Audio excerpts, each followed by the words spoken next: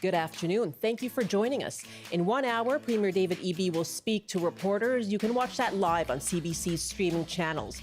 It is 1 day after the BC budget and the 25% U.S. tariffs kicking in. The White House now says the big three automakers will be exempt for 1 month.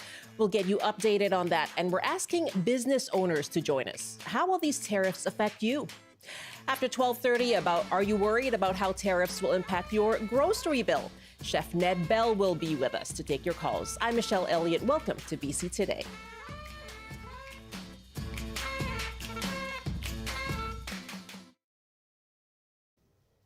This morning, White House officials said Donald Trump is giving a 1-month exemption to the big three automakers on some auto tariffs. That is news from the White House press briefing earlier today. Have a listen. Spoke with the big three auto dealers. We are going to give a 1-month exemption on any autos coming through USMCA. Reciprocal tariffs will still go into effect on April 2nd, but at the request of the companies associated with USMCA, the president is giving them an exemption for 1 month so they are not at an economic disadvantage. So the three companies that he spoke to are Stellantis, Ford, and General Motors. They requested the call, they made the ask, and the president is happy to do it. It's a 1-month exemption. That's U.S. Press Secretary for the White House, Caroline Leavitt, speaking today. Now, that follows a phone call between Prime Minister Justin Trudeau and Donald Trump. And the U.S. president posted on Truth Social that the call was a somewhat friendly exchange. And more on that. This news comes, of course, after that phone call. We're going to watch to see as well what comes out of a conversation between Marco Rubio and Foreign Affairs Minister as well, Melanie Joly. That is scheduled to happen today as well. So lots happening on the front of what may or may not change when it comes to those tariffs. Now, these tariffs have BC business owners scrambling, of course, to figure out how much more it will cost to get their products to U.S. customers. And so business owners, we want to hear from you. How will the tariffs affect you? And are you considering downsizing? What are you telling your employees, your customers? Are you considering relocating to the U.S. to avoid these tariffs? You can call us 1-800-825-5950, 604-669-3733. You can hit pound 690 on your cell phone.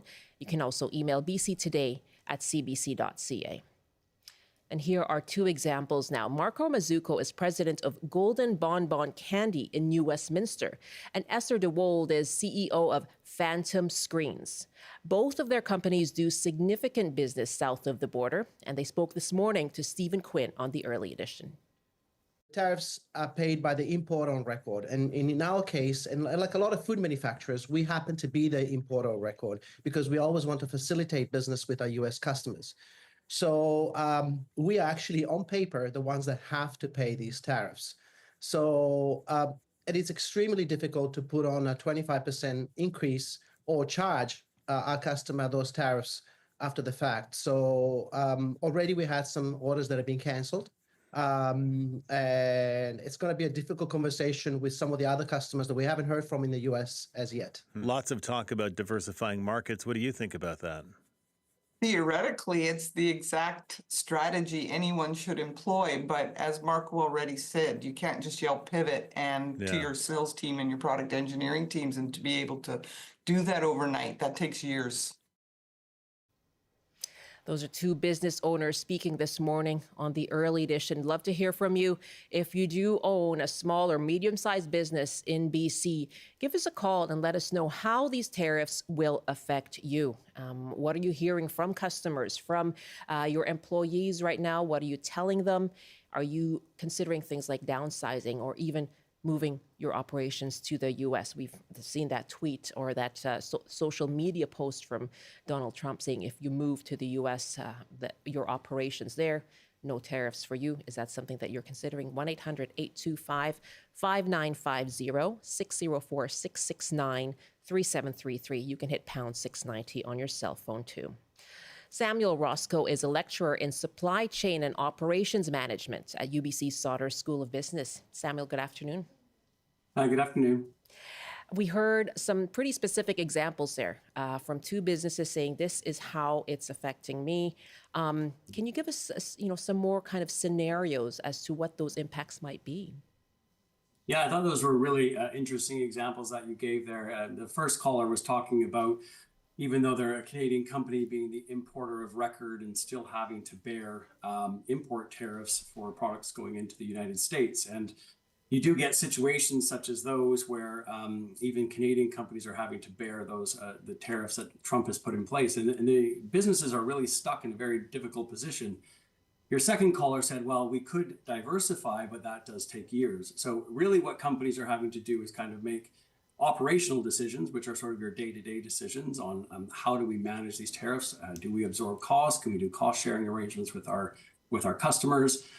Medium-term decisions, which are sort of your tactical decisions, is now I'm going to begin to look for customers in different locations. I'm going to send my salespeople out. I'm going to start looking in markets such as Europe. I'm going to be looking in Japan. I'm going to be looking in India, is a huge market that's really ripe for exploration. But that could take a year to 2 years. And then strategic decisions is, do I begin to look at relocating manufacturing? I think one of the most difficult things, though, is companies who are sort of thinking about, okay, well, maybe I do set up a production facility in the United States.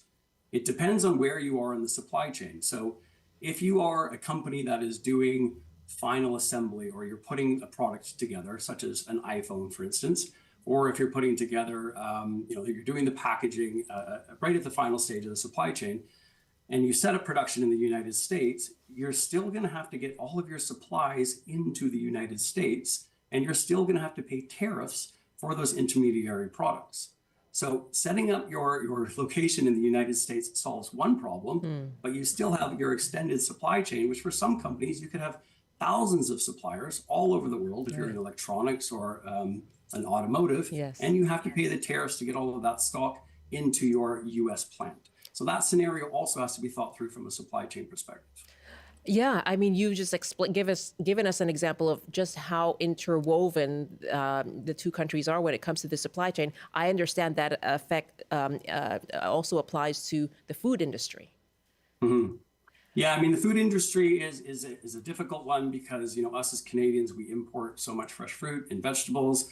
We're seeing these reciprocal tariffs that have been now put in by the Canadian government, and they are targeting things like dairy products and yogurts and fruits and vegetables. And in my opinion, that is where us as consumers are going to see a quite immediate price increase. When we're sort of going to the grocery shops, I think our grocery basket is going to be hit hardest the first, because we have so much dependence on the United States for those types of products. But I would argue at the same time, over the longer term, we also have a lot of opportunity to develop those types of fruits, vegetables. I think about the Okanagan in particular in terms of fruits as more local sources for those types of items.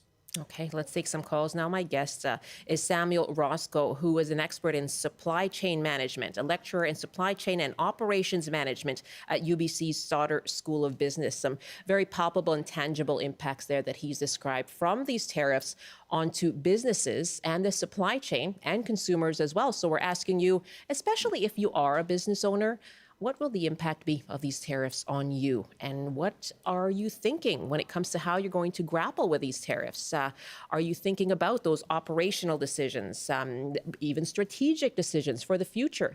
Give us a call, 1-800-825-5950, 604-669-3733. You can hit pound 690 on your cell phone. If you're a customer, let us know what you're thinking as well. How does this affect to where you shop, what businesses you support? Love to hear from you. Our email address, bctoday@cbc.ca. And we have a caller now in Nanaimo, and Jennifer is calling. Hi there, Jennifer. Hi, how are you doing? I am fine, thanks. And what are your thoughts on how businesses might adapt? Going to address that last comment. Everybody I know is shopping Canadian, foregoing American products. There's signs everywhere, things from Peru or Mexico. Right. But my real message is, if any business moves to the States, I'll just stop buying from them. And I'll urge every single person I know to do exactly the same. I just canceled Netflix yesterday and moved to Crave, and I posted that, and everyone said, all my friends, followers said, I didn't even know that. I'm going to do that today. I think we're really angry, and we're really poised to move and make big changes. And this is a message you're sending then to people who run businesses. Yeah, I understand, but on the first segment, when the woman said, I was doing something else, just half listening, that it takes years to develop other markets. Well, we've known this for a long time that this could happen. We've known it from the last Trump administration. So why weren't those movements happening then? It would be my question. If you're looking ahead to the future, you're not looking ahead 1 year or two. You're looking ahead 10 years. Okay, Jennifer, thank you very much for your call. Jennifer in Nanaimo, I would love to hear from you as well. What do you think of her comment there? 1-800-825-5950, 604-669-3733. And as we cover this story on the tariffs, of course, it is moving rapidly every day. And this morning, we heard from the White House press secretary that the three big automakers, Ford, Stellantis, and GM, will get a 1-month reprieve from tariffs. And the idea there as well was to have those automakers move all their operations into the United States. So that's the kind of intention behind that. Moments after that announcement, CBC spoke with David Adams, who's president and CEO of Global Automakers of Canada. Now, CBC host Andrew Nichol asked for Adams's reaction, and Adams first looked down at his watch as he began to respond. Just checking to see if something's changed in the last few minutes. I mean, this is unprecedented, of course, and I think the reality is that I'm not sure what the statement that you just alluded to really means at the end of the day, Andrew. He's presumably, it seems like he's exempted 3 companies, but in Canada we have 5 companies that are manufacturing vehicles. So are we talking about just 3 companies? What about the auto parts industry in Canada? Is that exempted as well? Who knows? And this is part of the challenge, is that it's trying to nail Jello to the wall with all of the different tariff announcements and subsequent announcements. But it would seem on the face of it to be a situation where part of the industry is going to receive 1-month exemption from the 25% tariffs. But as I say, it's not applying to my 2 manufacturers, Honda and Toyota, on the face of it. And it doesn't seem to be applying to parts manufacturers either, so I'm not sure what to make of that. I would also say that, to your point, 1 month is, nobody's going to be moving a plant in 1 month. Okay, so that's David Adams, CEO of Global Automakers Association. Samuel, what do you think of that 1-month reprieve? I share his frustration with the moving feast that these companies are having to deal with. I mean, how can you possibly plan a supply chain when the goalposts keep moving? It's literally impossible. And like he pointed out, they're giving a reprieve to GM, to Ford, to Stellantis. But what about all the parts suppliers, especially in Windsor, in Ontario, the companies that are actually providing the pistons that go into the engines? What do these companies do? Do they just kind of wait and see? And in my opinion, I think the damage is already done. I think the uncertainty has been created. The CUSMA, for most people is like, well, do we even have an agreement anymore? Probably not. And it becomes hard to negotiate or to trade with a nation when trust is broken down. Yeah, I mean, how far away is this from normal business operations, making an announcement about an exemption to a tariff that was officially announced 2 days ago and went into effect yesterday? I've never seen anything like it. I mean, there's clearly no policy that has been developed and planned in advance. It sort of feels like shoot from the hip, and then we adjust things depending on how loudly you complain. And I think that's really dangerous for businesses, because especially for small and medium-sized businesses across BC and Canada, because they don't have the voice, they don't have the clout like the big 3 automakers do in the States. So they're not going to be listened to. They're not going to be carved out or given exemptions. They're just going to have to kind of grin and bear it. And I think that's really unfortunate. We'd love to hear from those small and medium-sized businesses. They make up so much of BC's economy. And I'd love to hear from you if you operate one. What is the impact going to be of these tariffs on you? Are you feeling it already? Are you already losing some customers south of the border? What are you hearing from your employees? Give us a call, 1-800-825-5950, 604-669-3733. You can hit pound 690 as well. If you're a customer, what is your thinking around how businesses will be affected and how they will adapt? Love to hear from you too. Bill is a business owner in Vancouver and joins us now. Hi, Bill. Welcome to the show. Yeah, thank you, Michelle. I'm glad to be here. What's the impact going to be on you? None. Zero. In fact, it could be a boon. And I'm saying this, but I don't feel lucky at all. It's just the way structurally it's set up. We're an online retailer. So we sell into the United States on popular platforms such as Walmart or Amazon and eBay plus others. And right now, the de minimis, which is the $800 exemption, up to $800 in goods can cross the border duty-free, that's been left intact, which is kind of like an anomaly. It's a little bump in the system. I don't consider ourselves lucky. I consider it really a ticking time bomb because it was removed basically to close down Chinese businesses or affect them, such as Temu and others that had really exploited that loophole. Anyway, being in Vancouver, just briefly, right on the border, enables us to ship very quickly through into Blaine, then across the U.S. or elsewhere without any effect on our business, and in fact might, we've been getting orders this morning without any problem. Are you getting more orders? I would say that the volume has been increasing in March, yes. It's been going up. Why do you think there that hasn't is? Been and well, first of all, what do you sell? Well, we sell workwear and work safety products for facility managers, etc. Okay. And it's purchased everywhere. And the Canadian side of the business is, of course, very robust. But the American side is also equally attractive, also because of the falling Canadian dollar and conversion rates, so exchange rates. So at the moment we're holding steady, and it could be a good month and perhaps a better quarter than before. That is really interesting, and as you say, you're holding steady, Bill, but you're waiting to see if that is then added, right? If that loophole is closed. Yeah, I guess we would be looking for April and what they might and what the Americans could do.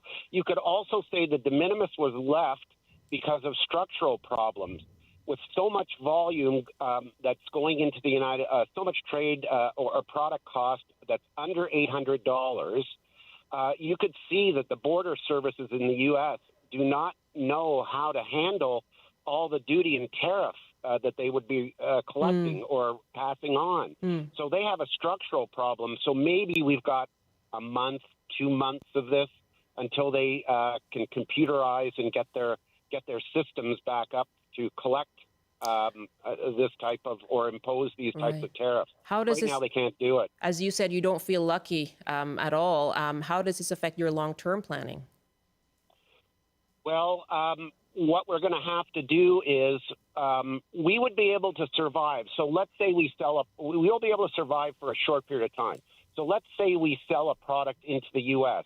When it gets to the customer, it'll be a one-off. They won't repeat because suddenly they'll have to pay a 25% duty. And then we'll lose that customer. There won't be any more repeat business. Okay. So I guess we could get away with a series of one-off customers. And then we've already started turning our attention to the rest of Canada and Australia and New Zealand because they are perfect for us. We've had success there. Okay. It's our winter, their summer, our summer, their winter. So workwear does well. Bill, really good to hear from you. Thank you so much for sharing your experience. a different experience for sure. Let's go back to Samuel. Yes, can you tell us more about this de minimis? I have a couple of minutes here, but there's still that uncertainty, given that, despite that loophole. Yeah, your previous caller summarized it really well. So this is something that has been in existence for quite a long time. The de minimis rule means that any product under $800 will not be stopped at the border, inspected, and then a duty applied.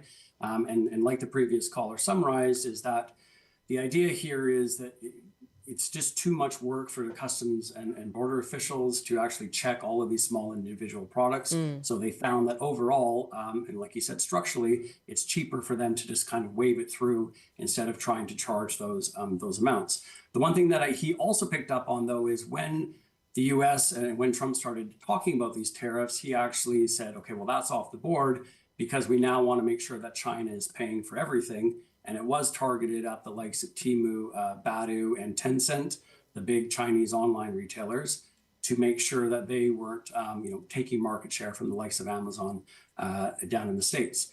And I think since that time, they realized that, wow, this is way too much work for our customs officials to handle. And they put the rule back in, they put the exemption back in. And now companies such as your previous caller is able to kind of breathe a little bit easier. But in my opinion, I think the writing is on the wall. I mean, Trump keeps saying zero exemptions. He keeps saying that this is across the board.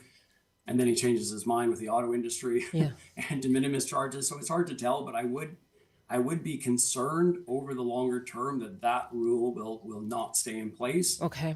If he is looking for longer term, blanket tariffs. Really, really good to have these specifics. And thanks so much for taking us through them. I expect we'll check in again. Okay, thank you so much. Take care. Samuel Roscoe, lecturer in supply chain and operations management at UBC's Sauder School of Business. Bill, Ted is on the line, in fact, from Linwood, Washington. Hi, Ted. Hello. Yes, what are your thoughts? I just wanted to call and tell you that Canada is our neighbor and our best friend. And I don't want the people of Canada to think poorly about the people of the United States. We've got one problem here, and he keeps raising these nutty issues and tries to make war between Canada and the United States. And I just want all Canadians, especially you in BC, to know we're with you. We want this thing to be solved, and we want this problem that he keeps bringing up to go away. After all, the USMCA was supposed to be his baby, and it was so great when he did it. And now he's saying, oh, it's the worst thing that ever happened. So you know what kind of a liar the guy is. Ted, great to have you calling in from south of the border in Linwood, Washington. And in response, our callers, I'm sure our listeners are listening to you very closely.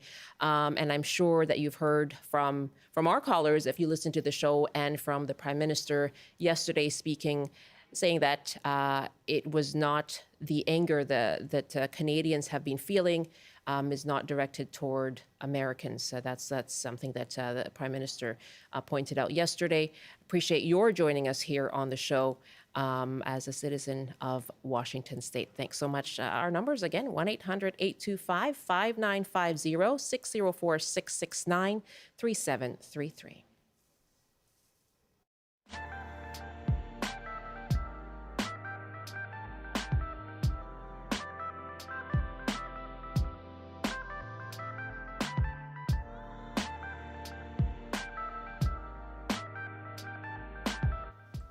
This is BC Today here on CBC. In about half an hour from now, Premier David Eby will be speaking and with reporters. I imagine that will be about the tariffs and the BC budget that was introduced yesterday.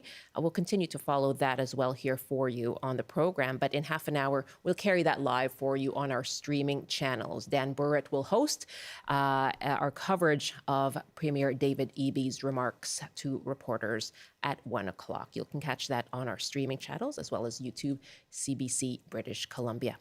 In our next half hour, you heard our last guest say food prices are likely to be affected quite immediately from these tariffs. And so we'd love to hear from you. Are you worried about what this means for your grocery bill? And what are some ways that you've been trying to keep your own bills down, your expenses down?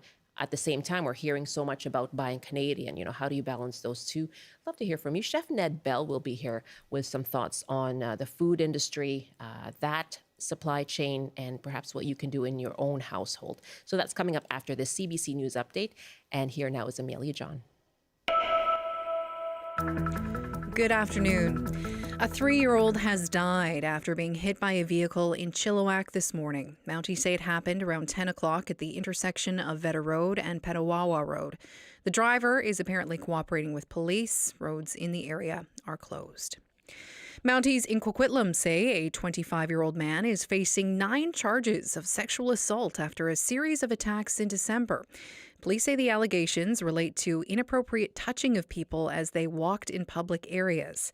The man from Maple Ridge was arrested in December, and the charges were approved near the end of January. And BC's finance minister says the government made investments in this year's budget to drive economic growth and is working to improve project development by cutting red tape to sped up the permitting process. Brenda Bailey made those comments today to the Greater Victoria Chamber of Commerce, following the tradition of the finance minister pitching the budget to the public after it's released. Bailey says the budget is very measured rather than splashy and new. And now the BC forecast on the north coast, clearing this afternoon, highs around 9 degrees. In the Peace, mainly sunny, a high of +5. In the central interior, including Prince George, chance of showers with a high of 6. Highs around 8 with a mix of sun and cloud in the Kootenays. In the southern interior, also a mix of sun and cloud, high of 9 degrees. And for the south coast today, a mix of sun and cloud, highs around 10. And that is the CBC News from Vancouver. Amelia, thank you very much. It's Amelia John in the CBC Vancouver newsroom. And on the BC budget, the tariffs certainly cast a great big shadow on the budget that was released yesterday by the finance minister here in BC, Brenda Bailey. It was a budget with no major cuts, but also no major added spending on those ongoing concerns, which include transit in Metro Vancouver. And we got these emails. Akana writes, the new provincial budget has failed to address TransLink's funding shortfall, despite the NDP saying they would fund transit.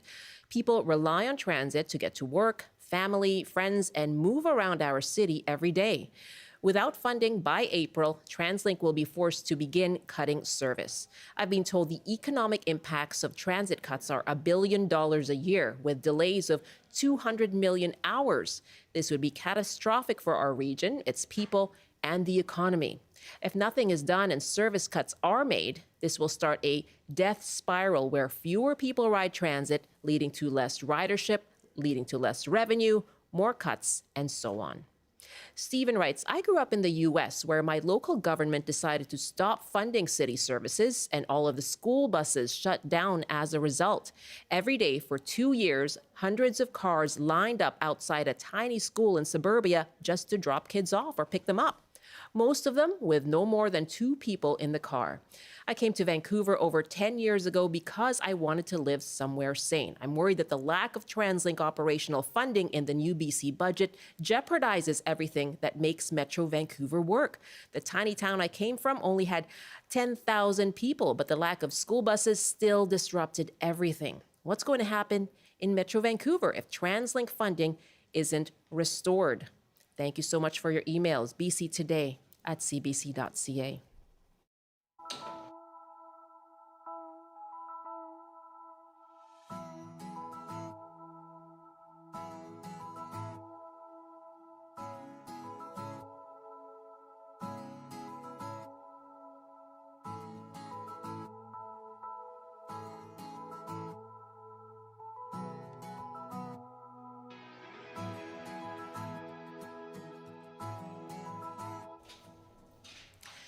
And more on the tariffs now. You may be thinking about how they will affect you personally, and that could very well be at the grocery checkout. Earlier in the show, we did speak with UBC business lecturer Samuel Roscoe about how this could affect the price of food, and here's what he had to say. Is a difficult one because, us as Canadians, we import so much fresh fruit and vegetables. We're seeing these reciprocal tariffs that have been now put in by the Canadian government. and they are targeting things like dairy products and yogurts and fruits and vegetables. And in my opinion, that is where us as consumers are going to see a quite immediate price increase.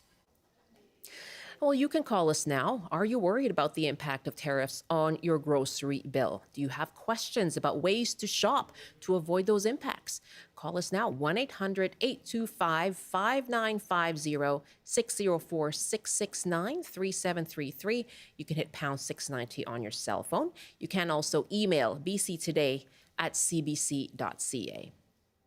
Chef Ned Bell is a sustainable seafood advocate and educator. He's owner of Hatch Communications and joins me now. Hello, Chef Bell. Nice to see you. Hi, Michelle. Great to see you as well.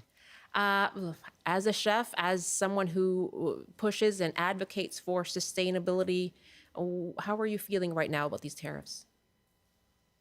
Oh my goodness. I mean, I spent the last bunch of years as a champion for Buy BC, working alongside Minister Lana Popham and the province, really trying to raise awareness and educate British Columbians around the fact that we have over 10,000 Buy BC partners now here locally producing, fishing, harvesting, making incredible BC products. And so how do I feel? I mean, I'm confused, to be honest. I every day something is changing. It is difficult to know which end is up, and unfortunately, that's all thanks to one person. But what can we do locally? I think there's no one clear answer. It is a difficult question to answer properly because each of us brings a different basket to the grocery store, so to speak, when it comes to affordability, when it comes to access, availability, seasonality, etc. What about people in the food industry? What are you hearing?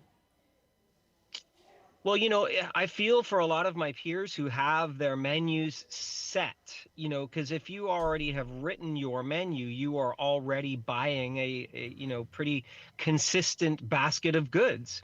We as consumers can go to the grocery store and adjust that. And so, does that mean it's easy? No. Does that mean we might not be spending a little bit more money? Maybe. But I do think that we can, and you are already seeing it across Canada. There are so many proud Canadians and proud British Columbians that are taking a second or third look at the good that they are picking up at the grocery store and looking, where it's from, who grew it, who fished it, who farmed it, who made it. There's so many complicated conversations that surround food. I call my own food globally inspired and locally created. And of course, I'm all about sustainability when it comes to fishers and farmers and local Buy BC artisans, ranchers, processors, distilleries, mixologists, brewmasters. I mean, the list is long. Yeah. As I said, there's 10,000 Buy BC partners. My peer group in the restaurant business is in a little bit of a pickle, unfortunately, until they can change their menus to maybe reflect some of these impacts. Let's take a call. Ned Bell is with me, chef and sustainability advocate. Are you worried about the impact of the tariffs on your grocery bills? What are some things that can be done, do you think, from a policy perspective, from a personal shopping perspective, to keep your costs down? 1-800-825-5950, 604-669-3733, or hit pound 690. We're taking your emails as well, bctoday@cbc.ca. Val is on the line from Nanaimo. Hi, Val. Hi there. Hi, thanks for waiting. No problem. Thanks for hosting this discussion, Michelle. So my thought is one that isn't a new one for me. I've been saying this for quite a long time, that our governments, both provincial and municipal, are letting us down in their leadership by not urging people or encouraging people and making it easier for people to grow their own food. Food is one of the high carbon items that we have because of the transportation and the refrigeration. So I think, community gardens, talks in the library by master gardeners to help people get started. And And space. That's kind of my point. Yeah, that's interesting. Val, thank you very much. Interesting point. You know, that's something, speaking of master gardeners, Brian Minter talks about a lot, right? How to grow your own food. What could be done to make things easier for the public to do that, Ned?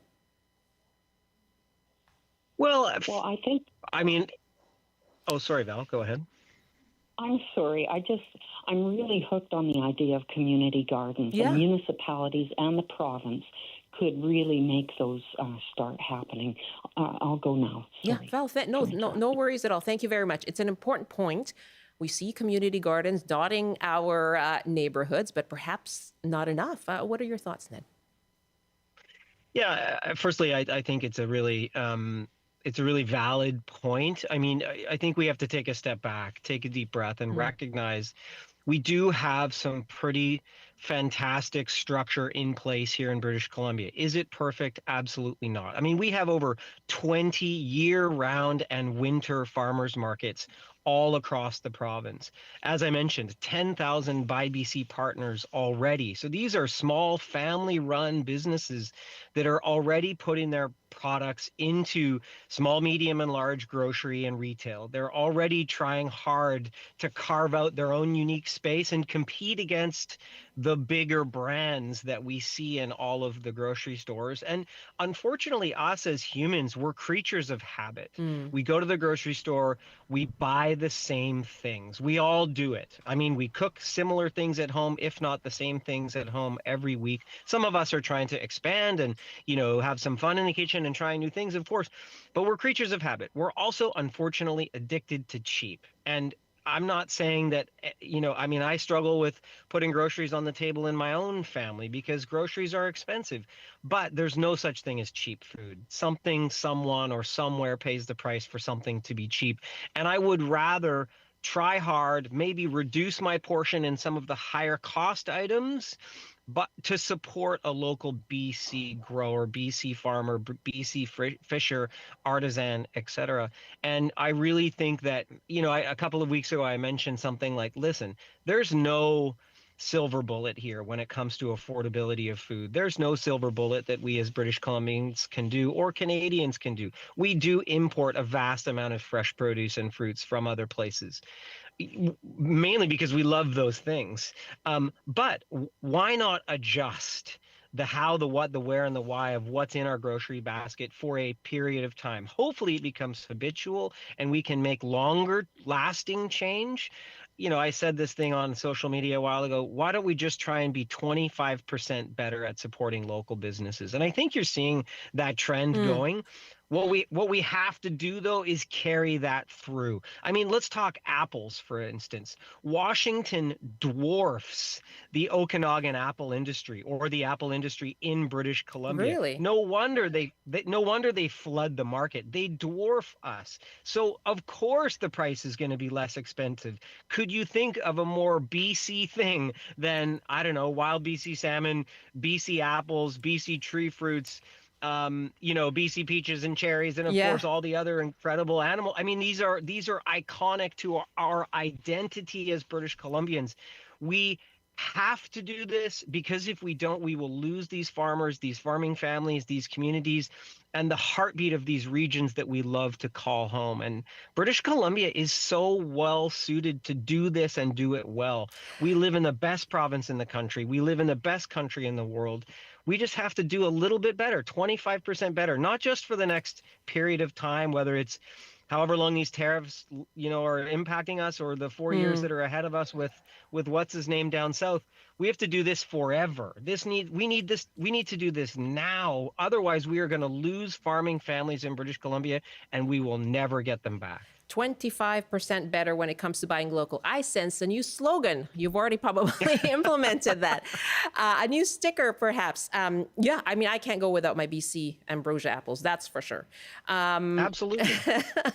Let's take another call here as we talk about your concerns around how these tariffs are going to affect your grocery bills and what are some things that can be done more broadly, policy-wise. We heard about community gardens, growing your own food, supporting local, going to your farmer's market. So what are some ways to address those those costs. Dan is on the line in Kelowna. What are your thoughts on these tariffs and food, Dan? Oh, it's a hot topic, I think. Yeah. We've got, I got 4 kids at home, and right now we've got another 2 on loan because their family's going through some medical stuff. And so we're, trying to feed 6 kids, 2 parents, 8 of us. In the last 2 years, we've seen our monthly grocery budget climb from about $1,000 a month up to $1,500 a month. And right now, we're another couple $100 on top of that with a couple teenagers to feed.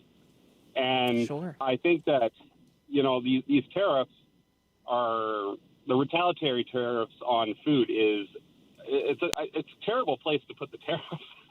Every single Canadian has to buy food. We've got 4 cities in Canada, I believe, that have just declared a state of some sort of emergency over food scarcity. 1 in 4 Canadians under the age of 18 are not sure where their next meal is coming from. And our government decided that was where they were going to retaliate. I mean, there are so many things that we bring across the border. I think it's roughly $277 billion that we bring across the border every single year into Canada from the U.S. I saw that they added a whole bunch of building materials. I'm a renovator, so, that's going to impact my business as well. But, I mean, I'd rather see it in that side of things where people who are making choices to spend more money, discretionary spending right now, that's where we retaliate, not on things that affect every single Canadian who is now going to be struggling to keep their jobs and everything else. I mean, if we to say, hey, we're going to make it harder for you to also feed yourself, that is absolutely, unfortunately, it just feels very liberal. They continue to just make choices like this that impact the people at the bottom and really don't impact the people with money. One more thing for you to worry about. We put this question to Werner Antweiler yesterday, who's a business professor at UBC, and the point he made was that the retaliatory tariffs are on products that also have Canadian alternatives. If you're looking at poultry, meat, I'm looking at the list now from the government website. Does that, what's your reaction to that? That there may be, that the idea is that there are Canadian alternatives and you can turn to them to avoid these tariffs? Yeah, that's for me. Yeah. I mean, I think that's great. But yeah, the unfortunate part is that, to buy Canadian, we're already typically paying 25% more. So, now we're bringing up the things that people, that people are relying on to try to cut costs. And we're just making groceries 25% more. In the case of my family, at $1,500 a month, that's a $350, $400 a month expense increase immediately. Dan, so that's unfortunate. I hear you, Dan. You got a lot of people in your household to feed, so really appreciate your call. Thank you so much from Kelowna. Deanna is on lots of people calling in on this. Leanna is next in Prince George. Hi there. Hi, Michelle. Thanks for taking my call. Sure. I just have a quick question. I'm just curious about some of these pre-made meal programs like HelloFresh and those sorts of things. A number of my friends and single people use them. And I'm just curious if they are actually changing their menus to focus on buying the BC products. That's my question. That's a great question. Thank you very much. We can follow up with some of those companies, but Ned, I don't know if that's something you've heard about.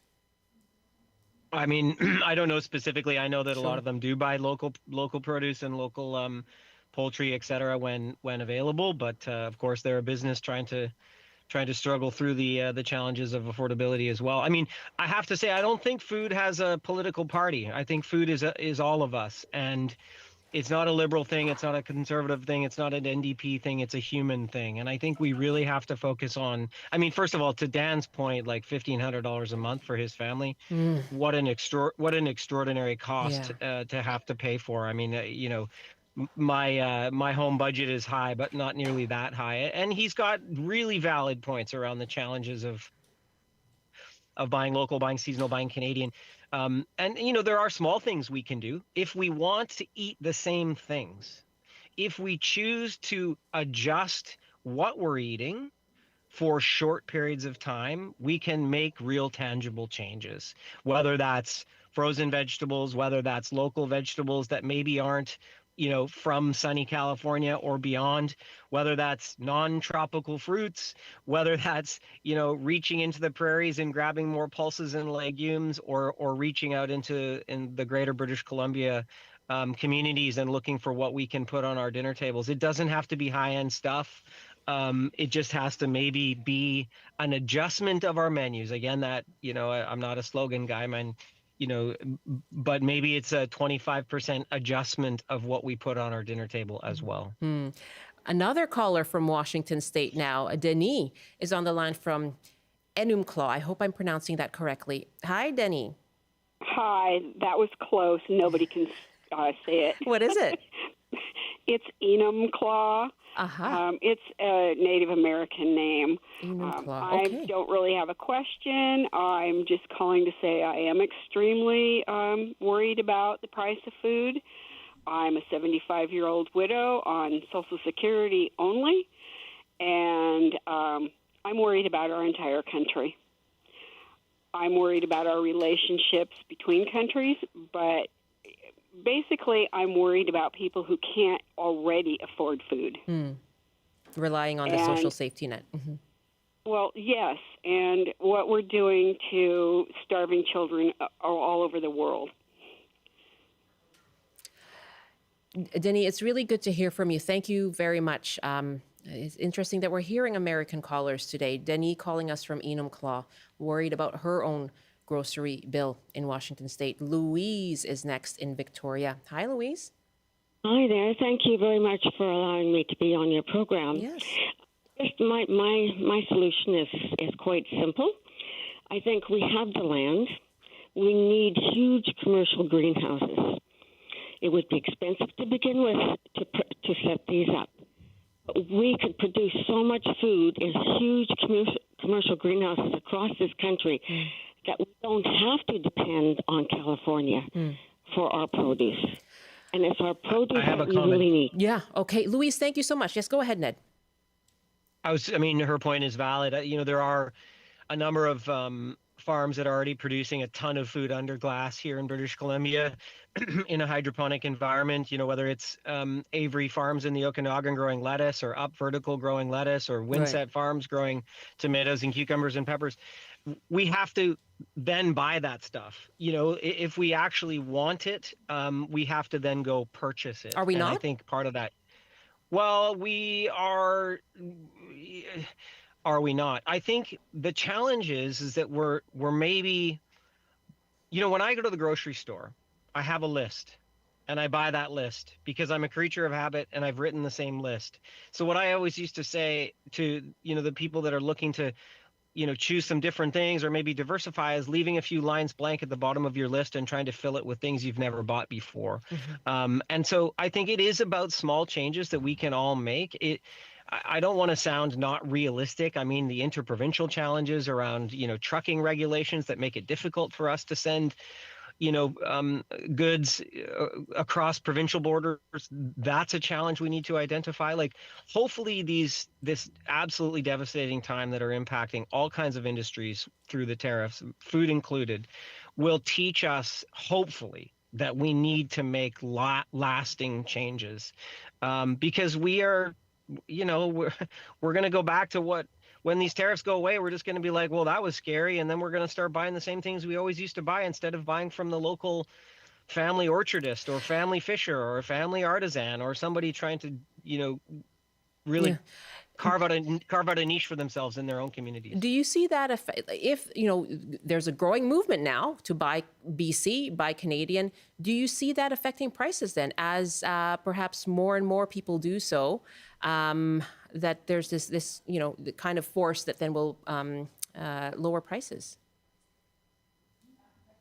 I mean, prices are an individual thing because each product and the price that, is the result of that product being made, quote unquote, is relevant to all kinds of things. What are they making? Where does it come from? Is it being processed locally? Is it a raw ingredient? We need tons more value add in British Columbia. We need value added all over the place. Food is expensive. It's incredibly expensive because never before have we had this incredible impact of labor cost on the market. The market, whether it's picking the produce, raising the animal, picking the fruit, and then processing it. I mean, it's why we buy things from all over the world, because we're not necessarily always paying the realistic price for the thing. Okay, keeping in mind what goes into that. I have a couple more callers I'm going to try and squeeze in here. Doug in Victoria, go ahead. Hi, thanks. I've been talking with lots of people that have acreages, ALR land, and they want to grow lots of food, lots of good organic food. I've been buying local organic and low carbon footprint for decades myself. Mm-hmm. But the legal bylaw barriers to growing food on agricultural land are numerous and seem very random and inappropriate on an island that only grows less than 10% of its own food. And I mean, to me, not completely redoing all of those laws to instead of incentive, and we need to incentivize growing food, not discourage it and put barriers up. Doug, thank you so much for that. So the rules as a barrier, I did see Ned nodding there. I'm going to squeeze in Patrick in Vancouver. I have 30 seconds. Patrick, go ahead. Hey, thanks for taking my call. I'll try to make this quick. I just had a couple of comments and maybe some questions about the community garden. In my experience, I've always lived in a building that offers some sort of community garden. But it's so expensive. Like, it's so much more expensive, it seems, to grow your own produce, right? Like the soil, the seeds, not even including the time or any materials that you use. I remember I grew some produce last year, and I look back at the cost, and it was like, it's rewarding, but it's like, that's so expensive. So I don't know if maybe your guest can comment on any sort of like subsidies that might be in the pipeline or anything that Patrick, could make it more affordable. Yeah, and thank you very much. It sounds like we need to pursue the community gardens a bit more. Trevor wrote from Kelowna, buy seeds from Canadian suppliers, make it cheaper. Thanks so much. And Ned, thank you for your time. Thank you, Michelle. Have a good day. You too, Ned Bell.